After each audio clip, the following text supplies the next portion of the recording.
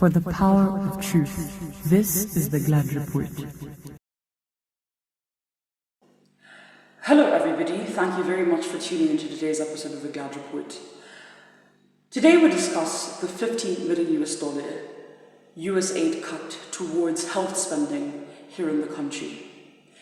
The key question is, why are we only learning about the systematic theft that they're blaming for the reason for cutting? And what exactly is the future going to look like for the health sector in the country? Without further ado, I'm glad with the report.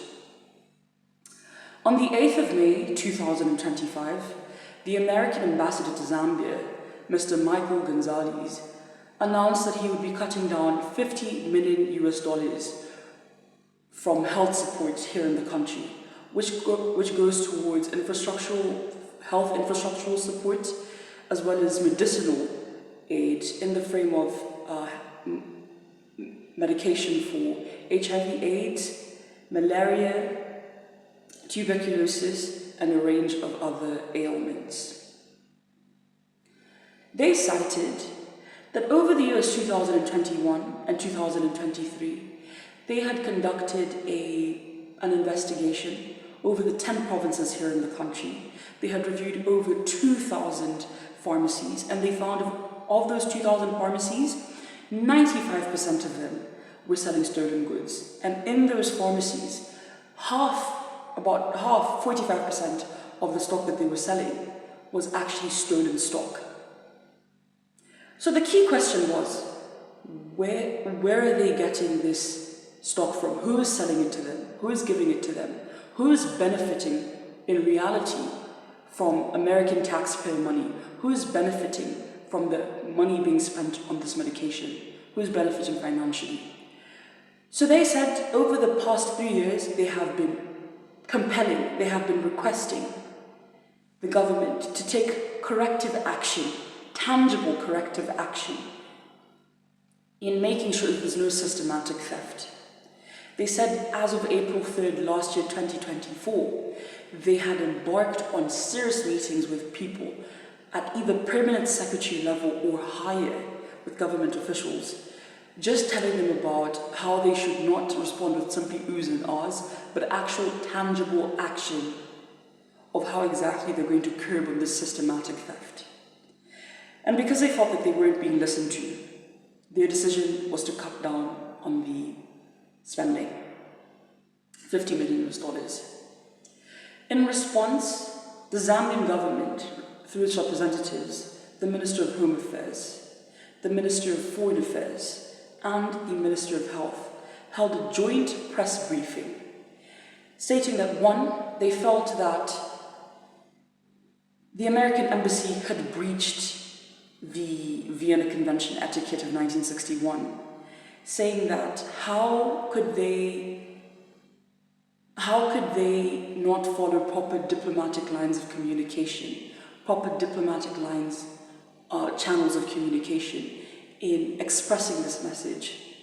But considering what the American ambassador said of him having communicated intensively for over a year, it kind of does give reason as to why they came out onto the public with potentially sensitive information and, quite frankly, embarrassing.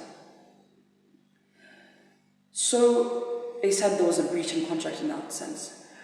But the Minister of Home Affairs did indeed cite that they too, when they heard this information coming from the American embassy, they too employed PricewaterhouseCoopers to take on a forensic audit of the health sector here in the country as of September 2024.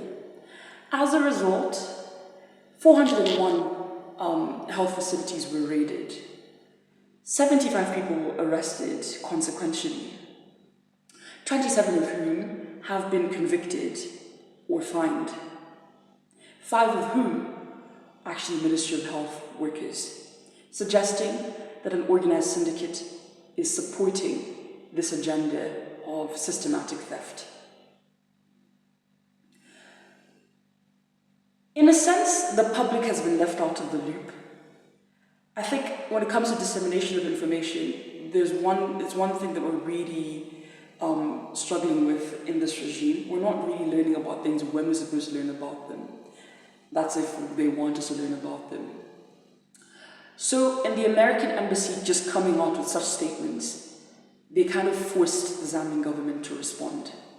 Indeed, you can complain that they breached Vienna Convention, but typically when a country more economically powerful, financially powerful, is in a foreign country, when he who pays the piper really calls the tune. So they can tread quite closely to the line, and breach even a little. They can breach etiquette in a sense. So because they're paying us in a sense, they said, you're not listening to us, we're telling you clean up your sector. Why are we making American taxpayers pay potentially business people benefiting off of this medicinal theft? So in that line, they cut on the aid. And the American ambassador was very clear in saying that this is really it's got nothing to do with the entire foreign aid cut, the foreign aid review cut that's yet to come, the one that Mr. Donald Trump has been speaking about globally, especially even with his the head of the Department of Government Efficiency, Mr. Elon Musk. If we're just to review at a rather comical in a sense, because he was smiling when this was happening, in February 2025, a few months ago, when the Argentine president, Mr. Javier, gifted him a chainsaw, symbolizing that they would be cutting on excessive, wasteful government spending just to increase on American fiscal space. It can come off as a bit comical, but in reality, the knock-on effects are yet to be felt.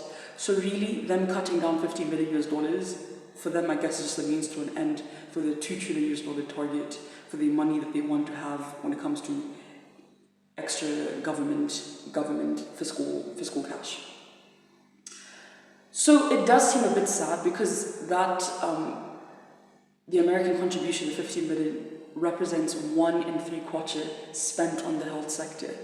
So the knock-on effects are going to be dire, they're going to be rather drastic, and they're requesting that the government finds room within its budget to increase on health spending, even though we're still trying to emerge from the shadow of the debt crisis, of the debt gorge, and also from the drought crisis that we recently had, that we were also quite pressed for cash for.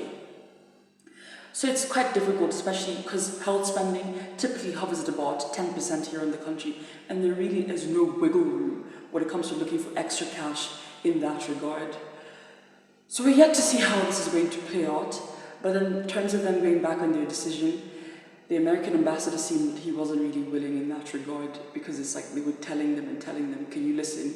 Don't just give us oohs and ahs when it comes to responding. We want actual tangible action. But nothing in that regard was felt, so they were forced, kind of compelled to take on tangible action themselves. So the $50 million question is really, where will the money come from? Or are we really just going to start counting lives lost and lives affected? Thank you very much indeed. I'm glad with the report. For the power of truth, this is the Glad Report.